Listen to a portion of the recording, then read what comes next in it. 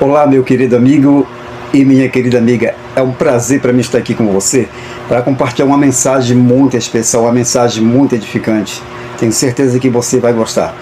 Já falamos aqui vários assuntos, já estudamos aqui sobre se é possível mudar nossa personalidade, vamos aqui como triunfar sobre o medo, estudamos aqui também se é possível mudar nossa personalidade. E nós vimos aqui os fatores da saúde mental. Hoje a nossa mensagem é excelente. Hoje a nossa mensagem é a felicidade e o descanso. Nós vamos ver como importante é o descanso para a nossa felicidade. Nós estamos vivendo um período de uma rotina, de um corre-corre. Por exemplo, de manhã cedo, todos os pais e mães do Brasil, eles acordam cedo, levam o filho na escola, em seguida vão para o trabalho. E por volta ali do meio-dia ou 1 hora da tarde voltam para casa para o almoço, depois voltam para o trabalho e à noite, quando chegam, vão descansar. Vivemos nessa rotina e é muito importante o descanso para nós termos uma saúde mental. Na verdade, uma saúde em todos os sentidos, não só mental, como também na questão física também é muito importante o descanso. Então, meu querido amigo, minha querida amiga, que Deus abençoe grandemente você. Eu te convido agora para nós estudarmos esse tema, a felicidade e o descanso. Eu gostaria de falar para vocês, meus queridos, que a vida demasiado agitada, ela não é uma vida feliz. A constante tensão nervosa, ela não favorece a saúde. A pessoa que acredita que deve estar sempre agitada, atarefada, ali no cumprimento de suas obrigações sociais e afazeres, isso pode induzi-la às vezes a cometer equívocos trágicos ou deixá-la em outras ocasiões em ridículo. Ou seja, essa atitude pode deixar a pessoa em uma situação muito difícil mesmo e até correr perigo de vida. Exatamente, foi isso exatamente que aconteceu em uma certa ocasião com um pastor. Esse pastor, ele morava em Nova Jersey. Ele tinha que atravessar o rio Hudson numa balsa para chegar ao outro lado, a Nova York, onde ele devia pregar o seu sermão em um domingo às 10 horas da manhã. O pastor, ele era um desses homens muito nervoso, muito tenso, que costumava afligir-se por tudo o que sucede ou pode acontecer. Ele vinha apressado, ele pensava que estava atrasado para chegar na igreja e que, por certo, ele poderia chegar tarde para pregar o seu sermão na igreja. Quando o pastor chegou ali no cais, ele viu uma balsa que estava em movimento, a uma distância de talvez 1,5 metro da amurada do cais. Ele estava se preparando para dar um pulo para dentro da balsa, quando um homem que estava observando ele e percebendo, meus amigos, o perigo de vida que o pastor estava correndo, o homem segurou o pastor pelo braço e, olhando para ele, disse: "O que você vai fazer, homem? Você não vê que a balsa só está atracando? Tenha calma, ela só sairá dentro de 10 minutos. Então, meus amigos, todos nós necessitamos aprender a assumir uma atitude mais serena frente à vida. Sem dúvida, o trabalho e as atividades são indispensáveis nesta vida, não é verdade? Mas só se consegue maiores resultados por seu intermédio se a pessoa sabe alternar os momentos de intensa produção com os momentos de descanso. Então, meus queridos, gostaria de falar para você do sistema de Taylor. Uns falam bem dele, outros falam mal, mas sem entrar nos detalhes de seus méritos ou de suas falhas. Afinal, em que consiste tal sistema? Simplesmente ele funciona assim. A pessoa trabalha intensamente um curto espaço de tempo e descansa um pouco. Quer dizer, a pessoa divide o trabalho por intervalos de descanso. Na verdade, esse sistema originou-se das observações que fez o Sr. Frederico Taylor em uma grande empresa produtora de aço, onde ele comprovou que os trabalhadores, carregando 12,5 toneladas de aço nos vagões, eles estavam muito esgotados ao meio-dia, quando um estudo científico de todos os fatores permitia concluir que eles deveriam carregar 47 toneladas sem se cansar. O Sr. Taylor fez a experiência com um operário que ele escolheu dentre a turma, o qual o Sr. Taylor indicava quando o homem devia andar e quando este homem devia levantar e carregar as cargas, e quando este homem devia descansar. Então, meus amigos, vejam só isso. Esse operário, ele trabalhou 26 minutos em cada hora e ele descansou 34. Ele transportou 47 toneladas de aço, enquanto que seus companheiros não carregaram mais do que 12 toneladas e meia de aço. O resultado foi que este homem trabalhava menos tempo do que dedicava ao descanso, mas ele produzia muito mais. Nós vamos ver nesse momento o valor do ritmo nas nossas atividades diárias. Há certamente uma lição para todos nós aqui, especialmente para as pessoas que são seus próprios patrões. O pior inimigo da eficiência é a fadiga, mas não é tanto a quantidade de trabalho que fazemos o que nos cansa, mas é o jeito como fazemos o nosso trabalho. Podemos fazer mais e melhor trabalho se não chegarmos a fadigarmos. Devemos procurar fazer mais fácil o nosso trabalho, antecipar-nos ao cansaço e evitá-lo descansando antes de chegar à fadiga. Sempre devemos, meus amigos, recorrer ao sistema dos descansos frequentes e fazendo nosso trabalho com ritmo. Nisto imitaremos a natureza que criou uma das máquinas mais eficientes que conhecemos, o nosso coração.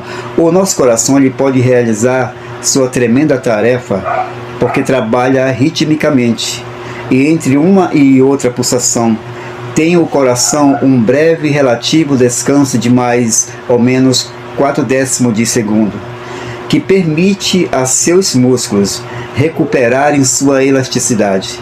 Então, meus amigos, a extensão e frequência dos períodos de trabalho que as pessoas possam realizar antes de chegar ao cansaço dependerá muito da pessoa e de sua ocupação. Mas no caso do trabalho mental e sedentário, a pessoa deve interrompê-lo brevemente, a cada hora, e a pessoa deve em seguida realizar algumas inspirações profundas, dar uns passos e relaxar o corpo. E possivelmente a pessoa deve tomar uns minutos a mais, cada 2 horas, fazer então um pouco de exercício, conversar um pouco com os companheiros de trabalho.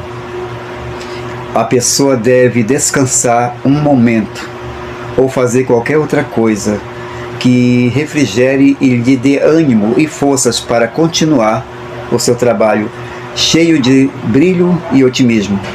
E quanto ao valor do ritmo nas atividades físicas, é muito fácil notar nos trabalhos manuais, que se realizam com acompanhamento de música, como por exemplo, sem ter provado em certas fábricas e também na forma em que todos os exércitos do mundo marcham, ao compasso marcial de hinos.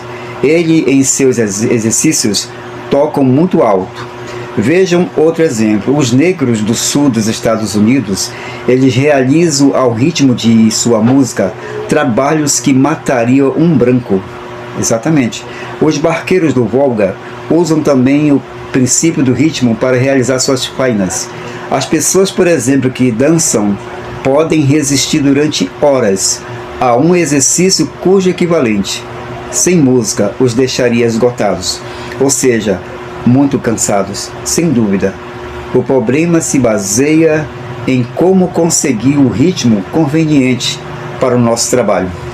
Na realidade, nós podemos adestrar-nos para trabalhar ritmicamente, se aprendemos a trabalhar com nervos e músculos relaxados, diz o professor Rafael em seu livro A Arte do Domínio Próprio.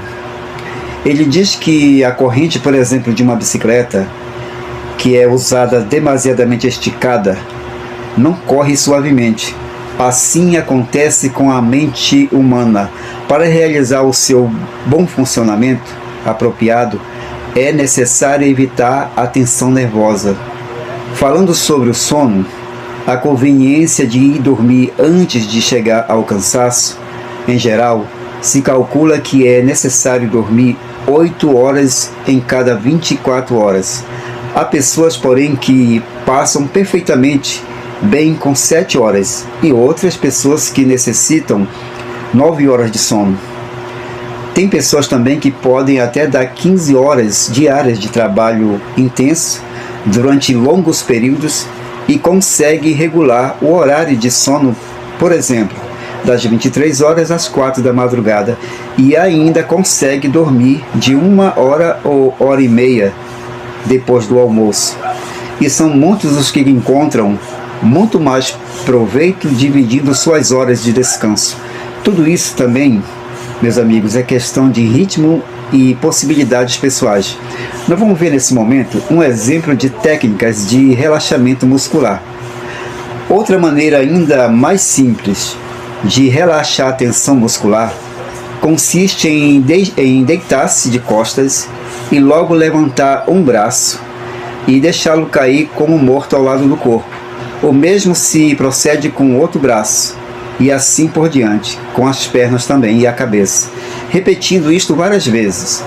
A necessidade de dominar é o que impõe a prática do relaxamento de uma só parte do corpo durante ali alguns minutos antes de passar para outra parte do corpo. As pessoas cansadas ou pessoas nervosas não chegam frequentemente, meus amigos, a relaxar a tensão residual. Explica o Dr. Jacobson. Ele diz que é assombroso quão quieta pode estar aparentemente uma pessoa deitada, enquanto que num braço ou em alguma outra parte do corpo, os instrumentos de medição adequados registram uma alta tensão nervosa. A pessoa neurótica ou que está muito cansada tem perdido parcialmente o hábito natural ou a capacidade de afrouxar sua tensão. Geralmente, ela não sabe que músculos estão tensos, não pode julgar com exatidão se está relaxada e nem compreende claramente que deve pôr-se em tal condição e nem sabe fazer. Ela deve cultivar ou readquirir esta capacidade. Portanto, diz ali o Dr. Jacobson, é geralmente inútil dizer para um paciente que afrouxe a tensão ou fazer o paciente executar exercícios num ginásio. Pode aparentar que está relaxado e, no entanto, o paciente está aflito, temeroso, fadigado. Diz ainda o Dr. Jacobson que, de acordo com as suas experiências de clínica e de laboratório, se o paciente aprende a relaxar o sistema voluntariamente, provocará logo a tendência de que se produza um aquietamento similar nas vísceras, inclusive no coração e nos vasos sanguíneos e o cólon. Também as emoções tendem a acalmar-se quando se afrouxa a tensão muscular e nervosa. O Dr. Jacobson ele diz que a técnica do afrouxamento muscular não deve reservar-se somente para as horas de descanso noturno. É uma boa prática deitar-se e relaxar completamente os músculos. Talvez não se durma, e mesmo que se trate de um sono de apenas 10 minutos, mas resultará em grande benefício para a pessoa. E mesmo assim, se não se quer ou não se pode dormir, o simples afrouxamento do nervo e muscular praticado durante uns minutos será de grande refrigério. Então, meu querido amigo e minha querida amiga, nós devemos aproveitar todas as oportunidades para praticarmos a arte do relaxamento muscular, conservar a saúde e a eficiência. Este é o segredo de muitos homens de surpreendente energia, os quais são conhecidos, meus amigos, como verdadeiros dinamos. Certa vez disse Dele de que quando ele visitou o seu velho amigo Henrique por ocasião de seu 80º aniversário, o vigoroso ativo ancião confessou-lhe que havia podido realizar tanto na vida graças ao fato de ele não ficar nunca de pé, sempre que pudesse sentar-se. Nem sequer ele permanecia sentado se pudesse estar deitado, com os músculos relaxados. Então, meus amigos, vejam só isso. Mediante cuidadosas experiências e com a ajuda do neurovoltímetro ideado pelo Dr. Jacobs, se comprova que basta pensar em fazer algo para que os músculos ajam em pequena escala. O pensamento nunca se livra completamente da ação. Mesmo imagina-se alguém contando 1, 2, 3, produz reduzidas contrações na língua, segundo se comprova com o aparelho de medição elétrica, o neurovoltímetro. E assim se tem chegado a estabelecer, meus amigos, algumas das leis do relaxamento. Quando alguém se acha em tal estado, não pensa, e se pensa não está verdadeiramente relaxado. Esta é uma das ditas leis. Outra é que no relaxamento não há emoção, de modo que se a pessoa aprende a ficar completamente relaxada, desaparece a preocupação e a aflição e o temor. Tudo isto tem permitido a criação de algumas regras muito práticas, como as seguintes. Para o cumprimento de qualquer tarefa, emprega-se unicamente a ação, indispensável para a sua execução. Ao fazer um trabalho mental, devemos evitar toda a tensão muscular desnecessária. Ou, em outras palavras, meus amigos, devemos aprender a fazer o nosso trabalho com o menor esforço possível e economizar nossas energias e a deixar de ser tensos. Agora nós vamos ver duas palavras acerca de um assunto relacionado mais com o exercício do que com o descanso. Porém, é algo que convém praticar em relação com o relaxamento. Possivelmente, antes de iniciar é uma recomendação, especialmente para as pessoas que têm que usar muito a voz, oradores, cantores, professores, corretores comerciais, é com referência à respiração diafragmática ou abdominal. As classes de pessoas mencionadas, e mesmo todas, devem prestar atenção quanto a desenvolver uma forte cintura de músculos abdominais mediante exercícios com as flexões do dorso, inclinação para diante, para trás e para os lados, estando em pé, e outros pelo estilo, estando deitados. É muito importante o valor da respiração abdominal. Nesta última posição é quando se pode praticar a respiração abdominal, tão necessária para quem tem que falar muito. Consiste em respirar profundamente, encher de ar especialmente o extremo inferior dos pulmões. E isto se conseguirá, meus amigos, aprendendo a elevar ao máximo a parede muscular do abdômen, no momento de inalar o ar. Ao elevar a parede abdominal, o diafragma corre para baixo e os pulmões podem expandir-se nessa direção. Sua capacidade faz então mais que duplicar-se, e a pessoa que tem que falar ou cantar dispõe assim de um volume de ar adicional para o esforço vocal sustentado. Naturalmente, para aproveitar esta vantagem, a respiração abdominal ela tem que ser praticada constantemente durante o dia, a fim de que a pessoa disponha em qualquer momento de reserva de ar que se necessita para que a voz tenha toda a sua clareza e plenitude, e sobretudo para que as cordas vocais não se ressintam. É preciso acostumar-se a respirar profundo abdominalmente enquanto se caminha, contando 1, 2, 3, enquanto se inspira, e fazendo o mesmo enquanto se exala. Este último, sendo feito lentamente, será de treino muito eficaz para a emissão da voz. A prática do relaxamento, se estendido à laringe, será de grande valor, mas só não bastará.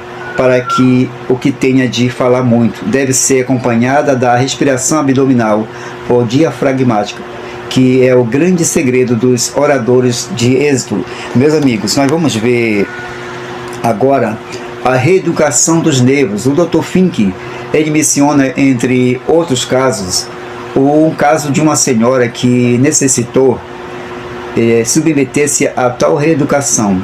Era uma jovem recém-casada, que antes de sua boda havia sido professora de escola pública e que depois da lua de mel ela encontrava dificuldade em adaptar-se na vida. Ela aborrecia o trabalho doméstico, não gostava de cozinhar e de arrumar a casa. Até as compras dos mantimentos a aborreciam. Ela não encontrava sentido em todo esse trabalho e seus ressentimentos iam acumulando nela tensões musculares que a levaram finalmente ao esgotamento nervoso. Ela teve que aprender primeiro a afrouxar as tensões musculares. Fez depois cursos de arte culinária e de dietética. Continuou com a economia doméstica, de decoração de interiores, e ela declarou finalmente: o trabalho doméstico é realmente divertido quando não se vive em perpétuo cansaço. Ela disse: nunca pensei que pudesse ser tão interessante. Então, meu querido amigo e minha querida amiga, quase qualquer trabalho é divertido, diz o Dr. Fink, quando a pessoa sabe relaxar os músculos e trabalhar com facilidade e eficiência, e sobretudo quando chega a ver na ocupação as possibilidades e oportunidades de desenvolvimento. Por isso, essa esposa neurótica se beneficiou aprendendo as fases científicas e artísticas do cuidado de um lar. O Dr. Fink diz que às vezes existem certas mulheres que fazem seu trabalho doméstico sem ritmo, passando bruscamente de uma coisa para outra. O que elas conseguem com isso, senão fazer-se desgraçadas a si mesma e aos familiares, diz ali o Dr. Fink diz. Assim que ele preferia viver a pão e água em alegre companhia do que ter como cena os mais deliciosos manjares preparados com tanto sacrifício por algumas mulheres, afirma ali o Dr. Fink. Meus queridos amigos, saibamos adquirir ritmo em nosso trabalho, em nossos jogos. Lembremos-nos o exemplo do coração, que a cada batida toma um brevíssimo descanso. Em tudo o que vive, o descanso alterna com a atividade em ritmo incessante.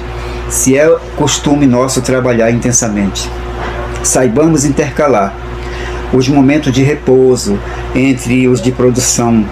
Aproveitemos, meus amigos, especialmente a trégua do meio-dia para alegrar-nos. E enquanto trabalhamos, façamos isso com energia, procurando economizar movimentos e aumentar sempre nossa eficiência. Mas a hora do descanso, descansemos, seja em forma absoluta ou por meio de alguma recreação.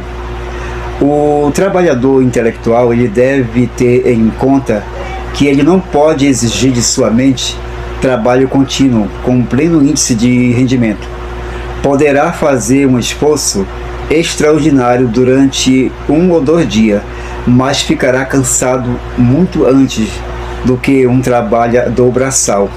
É muito importante saber repartir o seu tempo e esforço entre diversas tarefas que lhe deem certa variação e encontrar certo número de horas para dedicar-se a um trabalho físico que canse seu corpo, de maneira que quando você for para a cama, não continue sua mente revolvendo seus problemas, e isso em forma improdutiva, em geral, pois o trabalho que se faz em forma semi-inconsciente não vale grande coisa.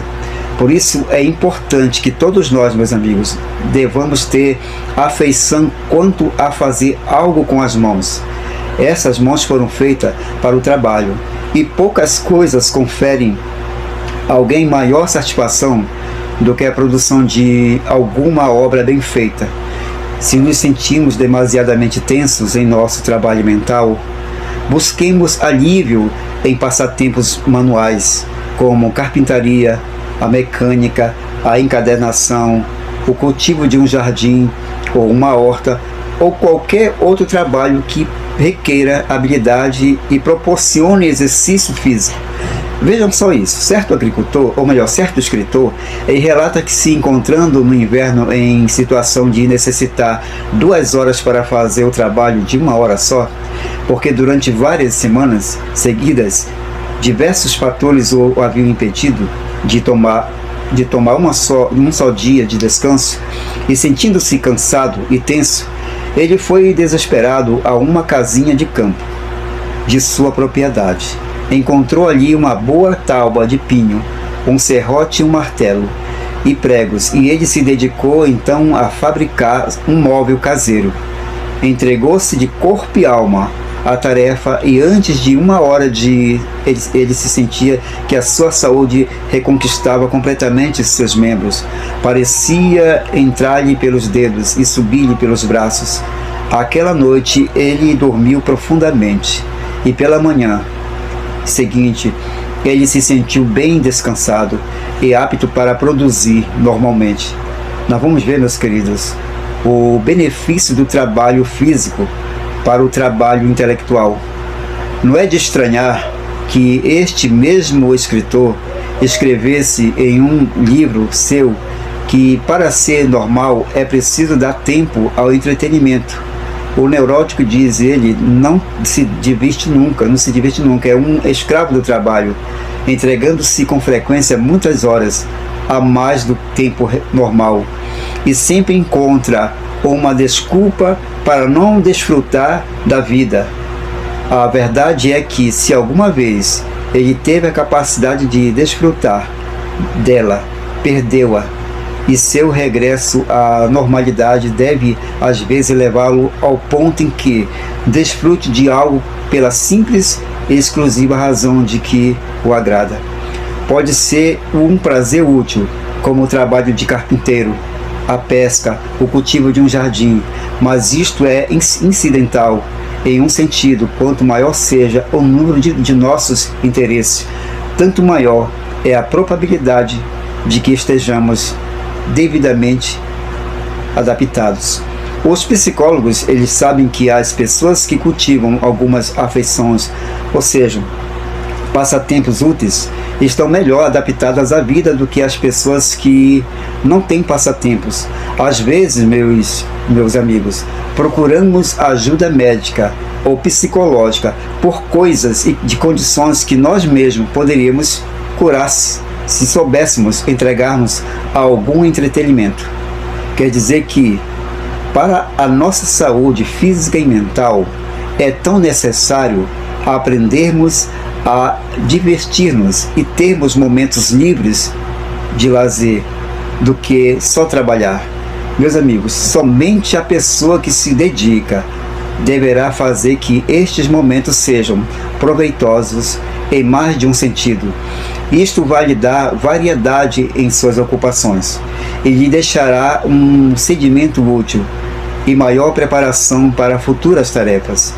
Isto também se aplica especialmente aos jovens, que devem aprender a resistir à tentação de esbanjar tempo e a energia, a maneira como eles usam suas horas livres, o que fazem depois das 7 horas da noite, determina não só seu bem-estar futuro, mas também seu caráter. Nós vamos ver nesse momento agora passatempos para os neuróticos. Certo autor chega até a recomendar um passatempo como a fotografia aos neuróticos que bebem ou que fumam demasiado.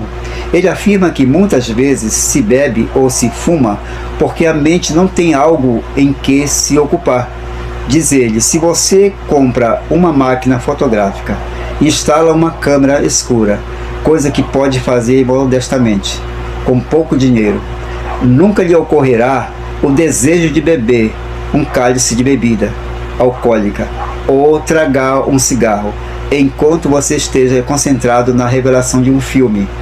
A pessoa normal, diz o Dr. Stout, cultiva algum passatempo para reduzir atenção nele. E ele não se refere exatamente ao uso, mas ao menos do tempo livre, mas às diversões e recreações, os quais a pessoa se dedica pelo puro deleite e mudança que proporcionam. Podem apresentar até um desembolso de dinheiro em vez de ser financeiramente proveitosas. O doutor diz ainda, não nos entreguemos, ele diz, a elas pelas vantagens materiais que oferecem. São atividades que culminam na satisfação, que produzem.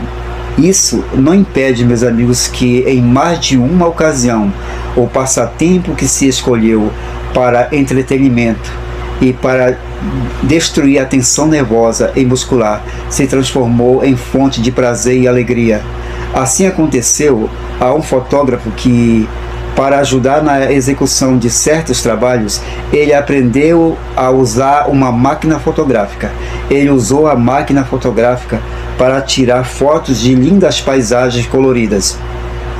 Ele se aperfeiçoou na produção de ampliações dessas vistas diminutas, métodos interessantes que as tornaram ótimas para ilustrar revistas.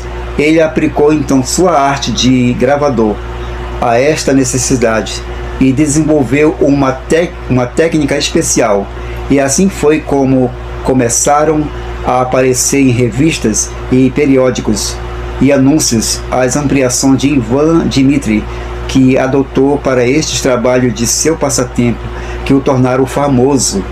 E esse não é um caso isolado. O fato é que, para que esse resultado seja obtido, é preciso, meus amigos, certa habilidade e aplicação do engenho. Mas talvez não seja tanto o que importa, mas saber combinar o trabalho ao passatempo, ou melhor dizendo, fazer de maneira que se completem mutuamente.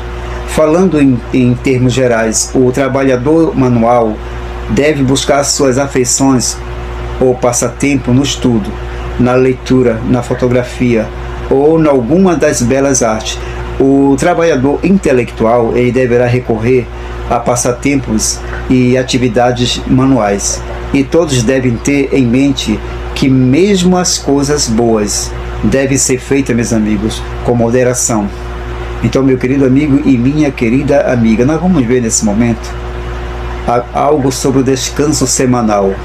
Além do ritmo que deve ser observado diariamente entre o trabalho e o descanso, ele favorece a saúde e a felicidade, a disposição de certos espaços de tempo, mais tempos livres, mais longos que 1 hora ou várias horas por vez, como temos em cada noite. Por isso mesmo é o descanso semanal uma instituição benéfica para o crente. Isso tem sua aplicação quando recorda que o descanso semanal foi instituído pelo Criador no começo da história desse mundo.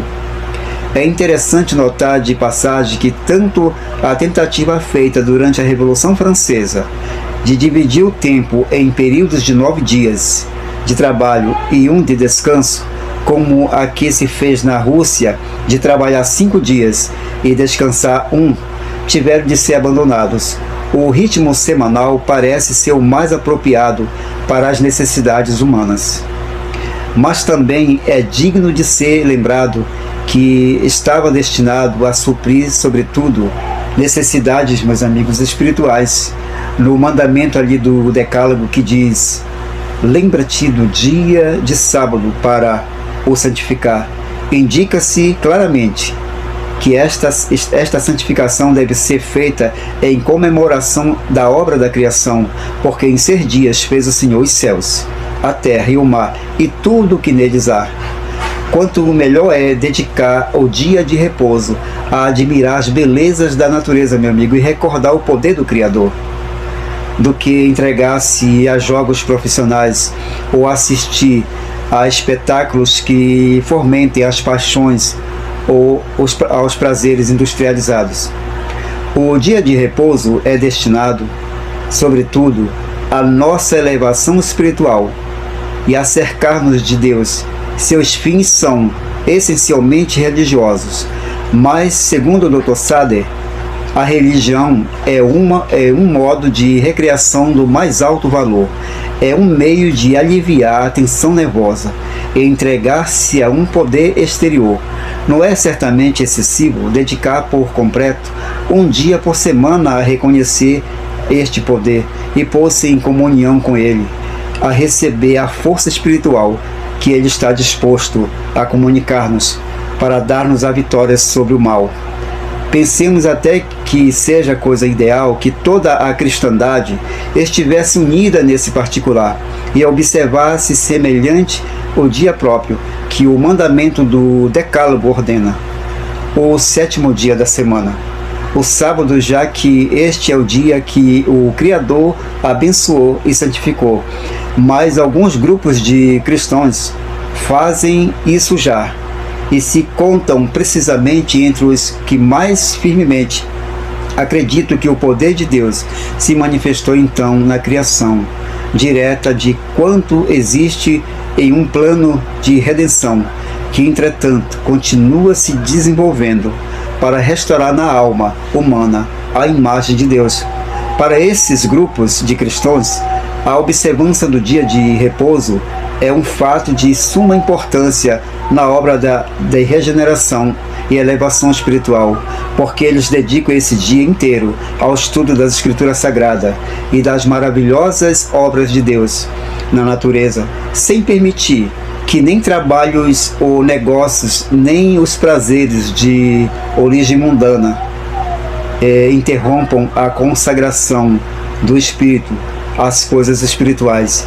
Eles acreditam que, como o afirmou o célebre teólogo suíço Felipe, o sábado estava destinado a ser para o homem um dia de elevação espiritual, um momento de preparação para a vida superior, um gosto antecipado dessa vida em Deus, para a qual recebeu a existência terrestre.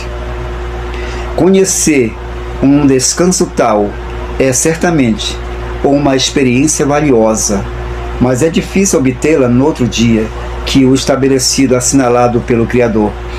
O dia que observavam como dedicado à santificação Nosso Senhor Jesus Cristo, os apóstolos e a igreja primitiva durante mais de 2 séculos. Tem, pois, muitos argumentos a seu favor o costume dos sabatistas, e não é estranho que os adventistas do 7º dia, que são um dos grupos sabatistas mais conhecidos, sejam tão zelosos, propagandistas da saúde completa física, mental e espiritual. O trabalhador intelectual deve ter em conta que não pode exigir de sua mente trabalho contínuo com pleno índice de rendimento, meus amigos. Quanto melhor, meus queridos amigos, é dedicar o dia de repouso a admirar a beleza da natureza e a recordar o poder do nosso Criador Deus. É muito gratificante nós fazermos isso. Então, meu querido amigo e minha querida amiga, é muito importante o descanso para termos felicidade nessa vida e também saúde mental.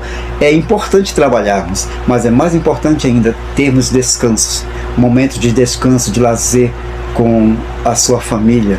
É importante isso para você e sua família, e para mim também. O meu sincero desejo nesse momento aqui é que Deus abençoe grandemente você, e que você possa voltar este vídeo depois e depois assistir ele na íntegra, que tem muita lição importante, muitas dicas importantes sobre a felicidade e o descanso. Desejo que Deus abençoe você grandemente, poderosamente. Deus conceda muitas bênçãos na tua vida. E que você e eu possamos realmente aprender aqui agora, que é importante nós descansarmos, termos atividade física. Se você já tem, parabéns. Se você ainda não tem o costume de sair para alguma atividade física, que você comece a pensar nesse assunto a partir de hoje. Que Deus te abençoe grandemente, você, conceda muita saúde para você, felicidade para você e toda a tua família. Meu sincero desejo, um grande abraço, valeu, até o nosso próximo encontro. Tchau, tchau, fique com Deus, amém. Abraços.